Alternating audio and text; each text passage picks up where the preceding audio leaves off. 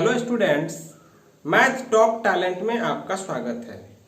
आज एक बार फिर हम लोग अपने गणित के अध्ययन के क्रम में वर्ग 8 के गणित से प्रश्नावली 2.3 का 10वां प्रश्न देखेंगे। तो आइए शुरू करते हैं। तो 10वां प्रश्न हमारा है कि दो अंकों की संख्या का दहाई अंक इकाई अंक का तिगुना है। यदि अंक बदल दिए जाएं तो प्राप्त संख्या मूल संख्या से 36 कम हो जाती है, वह संख्या ज्ञात कीजिए। तो सबसे पहले आप ये समझ लें कि इस तरह के प्रश्नों को हल करना बहुत ही आसान होता है। हमें कुछ नियमों को ध्यान में रखना है। जैसे इस तरह के प्रश्नों को हल करने के लिए जब भी हम उसे किसी जड़ पद में मानते हैं तो हमेशा छोटे पद या छोटी संख्या को ही मानते हैं। जैसे में आप देख रहे हैं कि दो अंकों की संख्या का दहाई का अंक इकाई के अंक का तिगुना है। तो इकाई का अंक का तिगुना है अर्थात इकाई का अंक छोटा है और दहाई का अंक बड़ा है। और अभी आपने सुना कि हम हर स्थिति में छोटे अंक को ही या छोटी राशि को ही मानते हैं।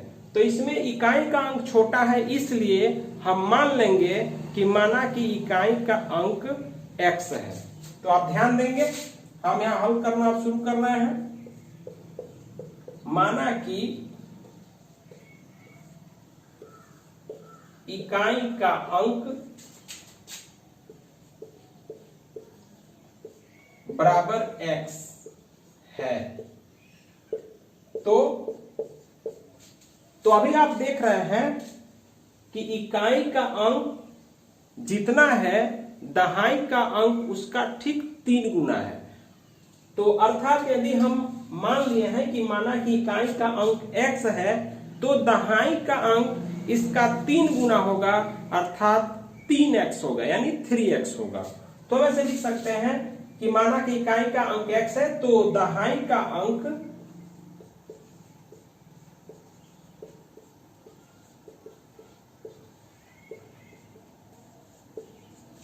बराबर 3x। इस प्रकार आप देख पा रहे हैं कि इकाई और दहाई का अंक निकल गया।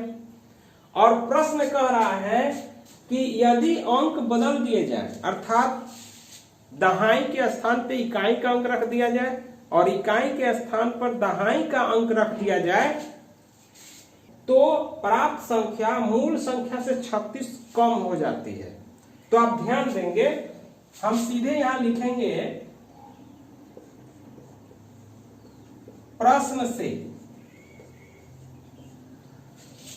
से पहली स्थिति में जब इकाई का अंक x है और दहाई का अंक 3x है तब हमारी संख्या क्या है?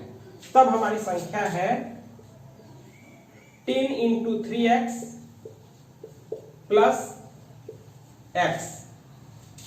अर्थात आप जानते हैं कि दो अंकों की संख्या है तो उसमें पहला अंक इकाई दूसरा अंक दहाई होगा और इसीलिए यहां पर इकाई का अंक 1 है यानी 1 into x यानी 1 into x यानी 1x यानी x होगा और प्लस यहां दहाई को दिखाने के लिए हम 10 यानी 10 का प्रयोग करते हैं यानी 10 into 3x।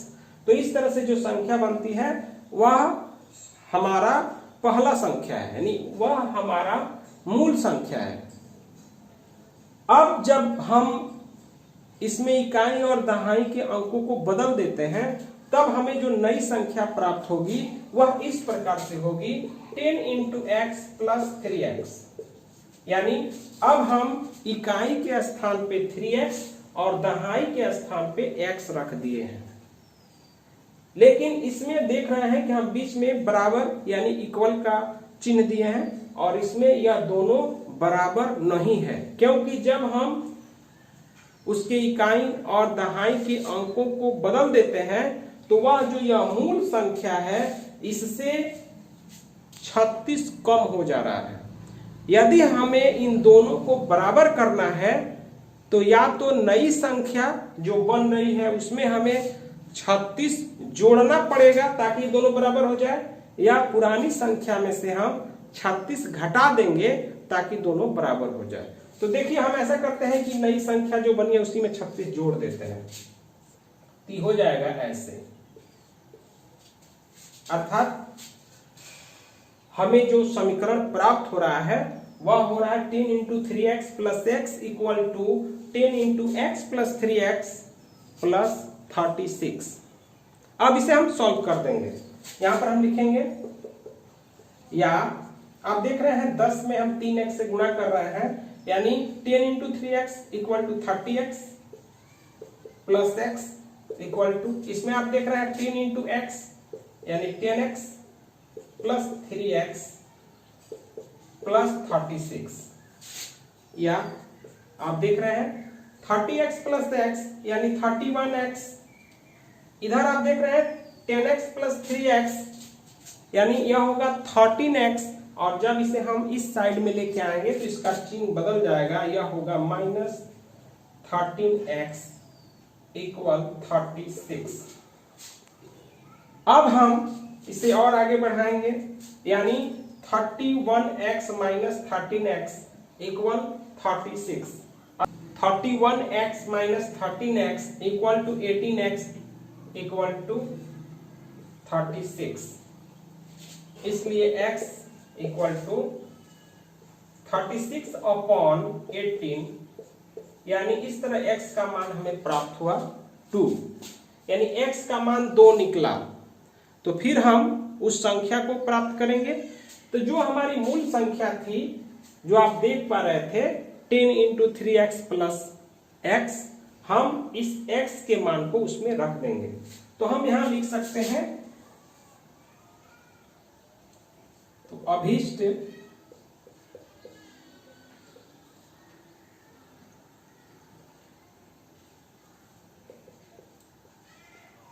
संख्या बराबर, तो आप देख रहे हैं यही संख्या था हमारा 10 इंटू 3 इंटू एक्स, जहां x इक्वल टू 2, अब प्लस x जहां x इक्वल टू 2, अर्थात आप देख रहे हैं 10 में 3 से गुणा करेंगे 30 होगा, और फिर 30 में 2 से गुणा करेंगे तो 60 होगा प्लस 2, यानी यह होगा 62। और इस प्रकार हमारा जो मूल संख्या था वह 62 यानी 62 था। तो हमें उम्मीद है कि आप समझ गए हैं। तो आइए अब क्वेश्चन नंबर 11 देखते हैं। तो क्वेश्चन नंबर 11 चूंकि थोड़ा लंबा है, इसलिए हम इसे किताब में ही प्रश्न को देख लेंगे। 11 नंबर प्रश्न हमारा है कि एक नाव धारा की दिशा में एक घाट से दूसरे घाट तक जाने में 9 घंटे लगाती है। धारा की विपरीत दिशा में यही दूरी 10 घंटे में तय करती है। यदि धारा की चाल 1 किलोमीटर प्रति घंटा हो तो शांत जल में नाव की चाल एवं दोनों घाटों के बीच की दूरी ज्ञात करें। तो सबसे पहले हम देखेंगे कि प्रश्न में क्या क्या दिया गया है और हमें क्या क्या और हमसे क्या क्या पूछा गया है। तो चलिए सीधे लिखते हैं। प्रश्न से धारा की चाल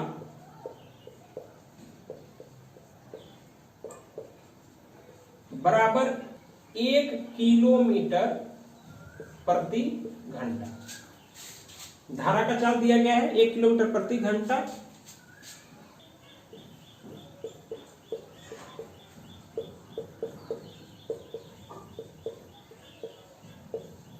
धारा के दिशा में जाने में लगा समय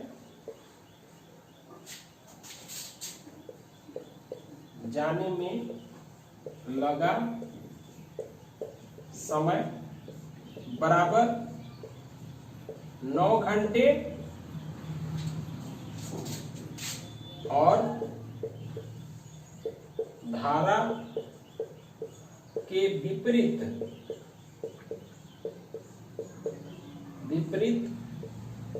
वापस आने में लगा समय बराबर 10 घंटे। यह हमें दे दिया गया है। कि धारा की चाल 1 किलोमीटर प्रति घंटा है, धारा के दिशा में जाने पर जो समय है वह 9 घंटा लग रहा है और धारा के विपरीत वापस आने में जो समय है वह 10 घंटा है। पूछा क्या गया है, तो शांत जल में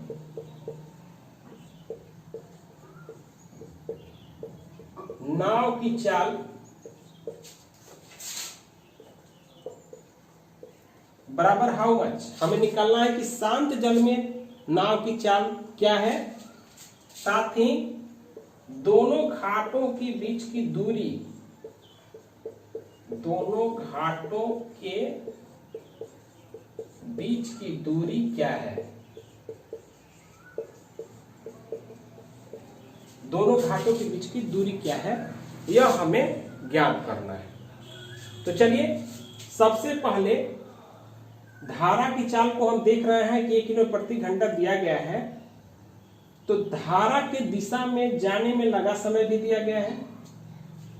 तो सबसे पहले शांत जल में हम नाव की चाल को मान लेंगे। माना कि शांत जल में नाव की चाल x किलोमीटर प्रति घंटा है। माना कि शांत जल में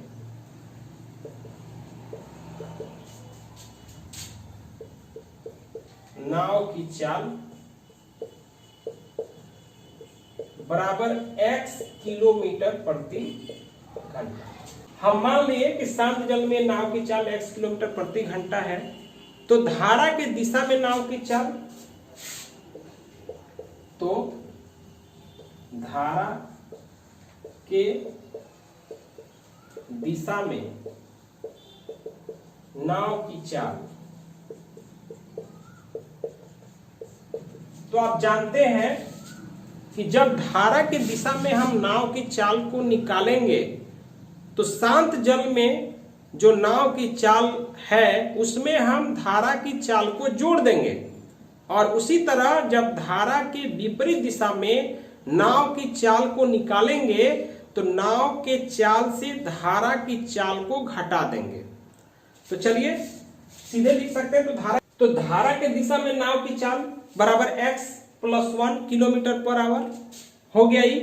तो धारा के दिशा में नौका द्वारा तय की गई कुल दूरी, अर्थात हम सीधे लिख सकते हैं कि इस प्रकार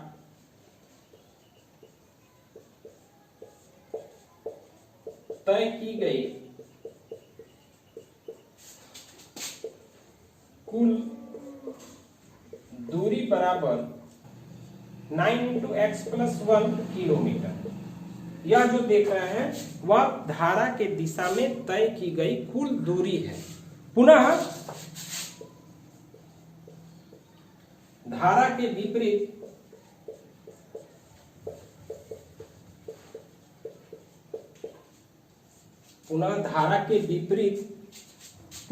धारा के विपरीत नाव की चाल,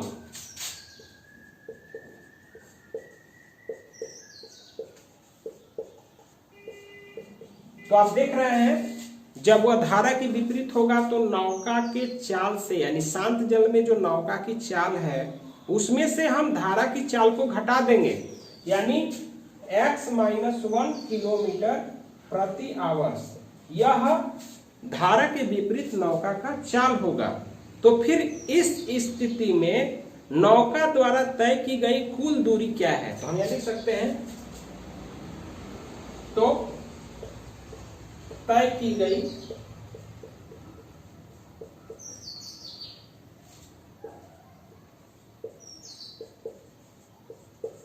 कुल दूरी बराबर 10 × x - 1 किलोमीटर, अर्थात धारा के विपरीत दिशा में कुल दूरी 10 × x - 1 किलोमीटर। और हम जानते हैं कि दोनों दूरी क्या है, समान है, इसलिए हम इसे ऐसे लिख सकते हैं, चूंकि 9 × x + 1 = 10 × x - 1, ये दोनों दूरियां समान हैं, तो इसे हम बराबर में ऐसे दिखा सकते हैं। और इसी को हल करके हम x का मान निकाल लेंगे और x का जो मान है वही क्या है, शांत जल में नौका की चाल है। तो चलिए इसे हल करते हैं। 9 से इसमें इंटू करेंगे, 9x plus 9 equal to 10x minus 10, 4 एक तरफ, अचर एक तरफ, या 9x minus 10x equal to minus 10 और प्लस 9 उधर गया तो माइनस 9। देख रहे हैं 9x माइनस 10x यानी minus x equal to minus 19। Minus minus plus इसलिए देख रहे हैं कि जो x का मान है वह निकला 19, अर्थात जो x क्या है, तो शांत जल में नौका की चाल है, अर्थात नौका की चाल शांत जल में 19 किलोमीटर प्रति आवर है। तो लिख सकते हैं हम, अर्थात शांत जल में नाव की चाल बराबर 19 किलोमीटर पर आवर्स। तो इस प्रकार हम अपने पहले उत्तर को प्राप्त कर रहे हैं कि जो हमारा पहला उत्तर है कि शांत जल में नाव की चाल बराबर हाउ मच, तो शांत जल में नाव की चाल 19 किलोमीटर प्रति घंटा है। अब है कि दोनों घाटों के बीच की दूरी क्या है, तो हम आप देख रहे हैं कि कुल दूरी 9 इंटू एक्स प्लस 1 किलोमीटर या 10 इंटू एक्स माइनस 1 किलोमीटर, इसमें से किसी में भी हम x का मान रख देंगे और कुल दूरी प्राप्त होगा। अर्थात हम इधर लिख दे रहे हैं, तो कुल दूरी बराबर 9 इंटू एक्स प्लस 1 किलोमीटर यानी 9 इंटू एक्स, जहां x इक्वल टू 19 प्लस 1 या 9 इंटू 19 प्लस 1 यानी 20 है। 20 में हम 9 से इंटू करेंगे तो ये होगा 180 किलोमीटर। तो यही हमारा आंसर हो गया। तो हमें उम्मीद है कि आपको यह वीडियो अच्छा लगा होगा, आप इस प्रश्न को समझ पाए होंगे। यदि आप इसे 1-2 बार रिवाइंड करके देखते हैं तो बिल्कुल ही यह प्रश्न आपको समझ में आएगा। तो पूरी वीडियो देखने के लिए आपका बहुत बहुत धन्यवाद।